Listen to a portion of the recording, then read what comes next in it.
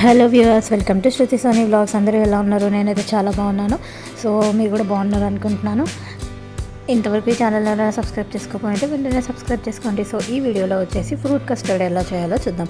So రీసెంట్గా నేను మా ఇంట్లో ఫ్రూట్ కస్టర్డ్ ట్రై చేశాను అనమాట. సో దానికోసం అని చెప్పేసి ఇది Brown and Polson fruit custard powder ఉంటుంది కదా, అది మార్కెట్లో మనకి సూపర్ మార్కెట్స్లో దొరుకుతుందనమాట. సో అదైతే తీసుకొచ్చాను. ఫస్ట్ అయితే నేను కొన్ని పాలు అయితే వేడి చేశాను. వేడి చేసి తర్వాత చల్లారిన తర్వాత కొన్ని తీసుకున్నాను అనమాట. అంటే ఒక ½ లీటర్ ప్యాకెట్లో మనం ఒక చిన్న గ్లాస్ అంత పాలు తీసుకోవాలన్నమాట. ఫస్ట్ అయితే ½ లీటర్ పాలు మొత్తం వేడి చేశాను అనమాట. వేడి చేసి పక్కకు పెట్టి అవి చల్లారిపోయిన తర్వాత కొన్ని అందులో ఒక చిన్న గ్లాస్ అంత పాలు సపరేట్గా తీసుకొని అందులో ఒక 4-5 స్పూన్స్ ఈ కస్టర్డ్ పౌడర్ ఉంది కదా, ఇప్పుడు నేను వీడియోలో చూపిస్తుంది. సో అది వేసేసి కలిపాను అనమాట. అంటే పాలు ఆల్మోస్ట్ మొత్తం చల్లారిన తర్వాత ఇది వేయాలి. జస్ట్ ఒక 4-5 స్పూన్స్ అయితే సరిపోతుంది. కొంచెం ఎక్కువగా వేస్తే మరి కొంచెం థిక్ అయిపోతుంది అనమాట. సో ఒక 4-5 స్పూన్స్ అయితే ఇనఫ్. సో ఇక్కడ వీడియోలో కనిపిస్తుంది కదా, brown and Polson fruit custard powder. So ఇది మార్కెట్ నుంచి తీసుకొచ్చాము. సో పాలల్లో కాచి చల్లార్చిన పాలు, అందులో ఒక 4-5 స్పూన్స్ ఈ కస్టర్డ్ పౌడర్ వేసి అది ఉండలు కట్టకుండా ఇలా మొత్తం స్పూన్తో స్టిర్ చేసుకోవాలన్నమాట. సో అలా నీట్గా మిక్స్ చేసుకోవాలి. సో చూసారా ఉండలు కట్టకుండా ఎలా ఉందో. సో అలా మొత్తం మంచిగా మిక్స్ చేసుకోవాలి.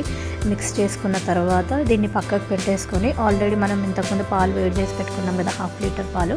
సో అవి మళ్ళీ స్టవ్ మీద పెట్టి వాటిని బాగా మరిగించుకోవాలి. సో అవి బాగా మరిగిన తర్వాత అందులో షుగర్ వేసుకోవాలన్నమాట. సో షుగర్ కూడా మనం ఒక 4-5 స్పూన్స్ వేస్తే, అంటే ఎక్కువగా తీపి ఇష్టపడే వాళ్ళు ఇంకొంచెం 2 స్పూన్స్ ఎక్కువ వేసుకోవచ్చు. సో నేనైతే ½ లీటర్ పాలు కాబట్టి ఒక 4-5 స్పూన్స్ అయితే నేను షుగర్ అందులో వేసుకున్నాను. ఫ్రూట్ కస్టర్డ్ అయితే చాలా బాగా వచ్చిందండి.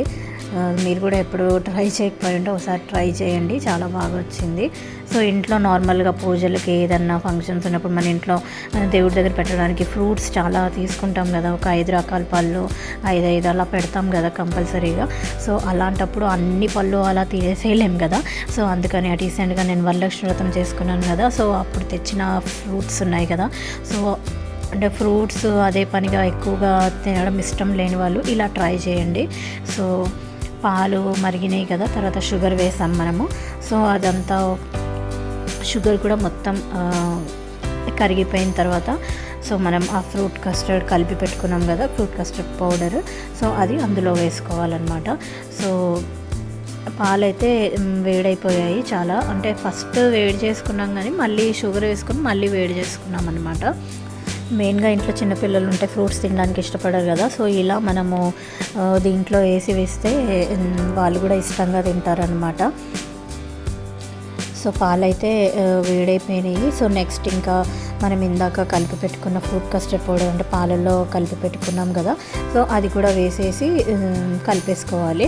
సో ఏంటంటే మనం ఫ్రూట్ కస్టర్డ్ పౌడర్ వేసిన తర్వాత దాన్ని సిమ్లో పెట్టి కలుపుతూనే ఉండాలి, లేదంటే మళ్ళీ కింద అడుగంటిపోతుంది అనమాట ఈ ఫ్రూట్ కస్టర్డ్ పౌడర్ ఏదైతే కలిపామో అది.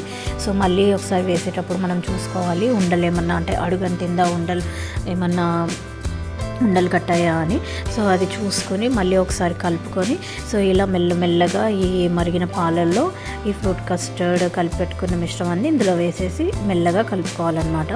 ఏంటంటే ఒకేసారి వేసేస్తే అది మొత్తం అడుగంటిపోతుంది, ప్లస్ ఇంకా ఇట్లా ముద్దల్లాగా లేకపోతే అడుగంటిపోతుంది అనమాట. సో అలా అవ్వకుండా కొద్దిగా ఇలా వేస్తూ మనం మిక్స్ చేసుకోవాలి. సో ఎక్కువగా తీపి ఇష్టపడే వాళ్ళు ఇంకా కొంచెం షుగర్ కూడా వేసుకోవచ్చు. సో నేనైతే 5-6 స్పూన్స్ వేసాను అంతే, చాలా అనిపించింది అనమాట.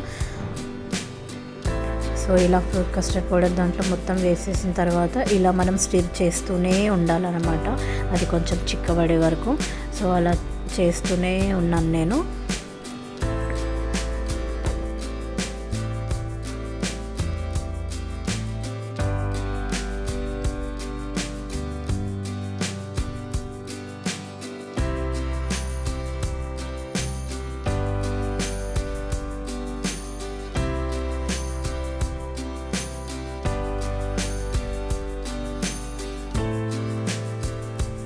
తర్వాత అది కొంచెం చిక్కబడిన తర్వాత అందులో బాదాం కాజు ఇలా కచ్చపచ్చగా దంచుకొని అవి అందులో వేసేసి మరిగించుకోవాలన్నమాట.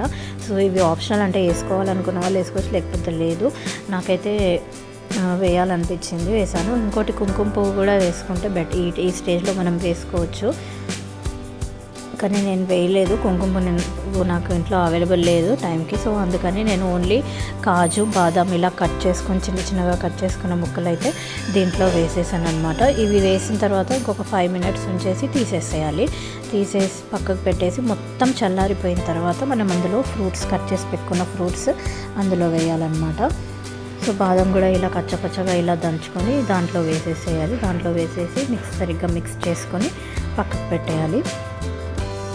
సో నార్మల్గా బాదం పాలు కూడా నేను ఇంతకుముందు ఒకసారి ట్రై చేశాను, అది కూడా మీకు ఒకసారి చూపిస్తాను. బాదం పాలు కూడా అసలు చాలా బాగా వచ్చింది. ఇంతకొకసారి నేను చేశాను అనమాట బాదం పాలు, అది కూడా చాలా బాగుంటుంది. ఈసారి నేను చేసినప్పుడు అది కూడా నేను వీడియో పోస్ట్ చేస్తాను. సో ఇలా నాకు ఇంట్లో అవైలబుల్ ఉన్న జామకాయ, యాపిల్, బనానా ఇవన్నీ నేను చిన్న ముక్కల కింద ఇలా కట్ చేసుకొని పెట్టుకున్నాను. సో అవన్నీ కూడా నేను ఇందులో వేసేస్తాను అనమాట. సో అది చల్లారాలి. చల్లారిన తర్వాత చల్లారడానికి ఫస్ట్ కొంతసేపు నేను ఫ్యాన్ కింద పెట్టాను. దాని తర్వాత ఇంకా ఫ్రిడ్జ్లో పెట్టేశాను. ఇంకా అంటే చాలా మరిగించాం కదా, సో చాలా వేడిగా ఉందన్నమాట. తొందరగా అది తినాలంటే టైం పడుతుంది కదా, అందుకని కొంతసేపు ఫ్రిడ్జ్లో పెట్టేశాను. ఒక 2 hours ఫ్రిడ్జ్లో ఉంచేసి తర్వాత బయటికి తీసిన తర్వాత ఈ ఫ్రూట్స్ ఉన్నాయి కదా కట్ చేసి పెట్టుకున్నవి, ఇవన్నీ అందులో వేసి మిక్స్ చేశాను. మిక్స్ చేసి మళ్ళీ ఫ్రిడ్జ్లో పెట్టేశాను అనమాట. ఒక 2 hours మళ్ళీ పెట్టేశాను. సో ఇది నేను కృష్ణాష్టమి రోజు చేశాను అనమాట. సో మళ్ళీ ఆఫ్టర్నూన్ స్టార్ట్ చేశాను అనమాట. ఈవినింగ్ మళ్ళీ దేవుడికి పూజ చేసుకొని ఫస్ట్ దేవుడి దగ్గర పెట్టి దాని తర్వాత ఇంట్లో వాళ్ళందరము కూడా ఈ ఫ్రూట్ కస్టర్డ్ టేస్ట్ చేసాము. చాలా బాగా వచ్చింది. ఇంకా అంటే ఇంకెవరికైనా స్వీట్ ఎక్కువగా తినేవాళ్ళు ఇంకొంచెం షుగర్ యాడ్ చేసుకోవచ్చు. నేనైతే 5-6 spoons యాడ్ చేశాను. చూసారా, ఇలా కలర్ ఫ్రూట్స్ ఇందులో వేసుకుంటే చాలా బాగుంటుంది. ఇంకా నా దగ్గర గ్రేప్స్ అవైలబుల్ లేవు అప్పుడు, సో అందుకని గ్రేప్స్ వేయలేదు. సో మీరు చేసుకున్నప్పుడు ఇంకా మీకు గ్రేప్స్ కానీ ఇంకా ఏమన్నా ఫ్రూట్స్ దానిమ్మ అవైలబుల్ ఉంటే అవి కూడా వేసుకోవచ్చు. నేను దానిమ్మ వేయలేదు ఇందులో, అప్పుడు నా దగ్గర దానిమ్మ అవైలబుల్ లేదనమాట. సో అందుకని జామకాయ, యాపిల్ ఇవన్నీ అయితే వేసాను నేను. బనానా అయితే మస్ట్ అండి, చాలా బాగుంటుంది బనానా ఇలా మనం ఫ్రూట్ కస్టర్డ్లో వేసుకుని తింటే.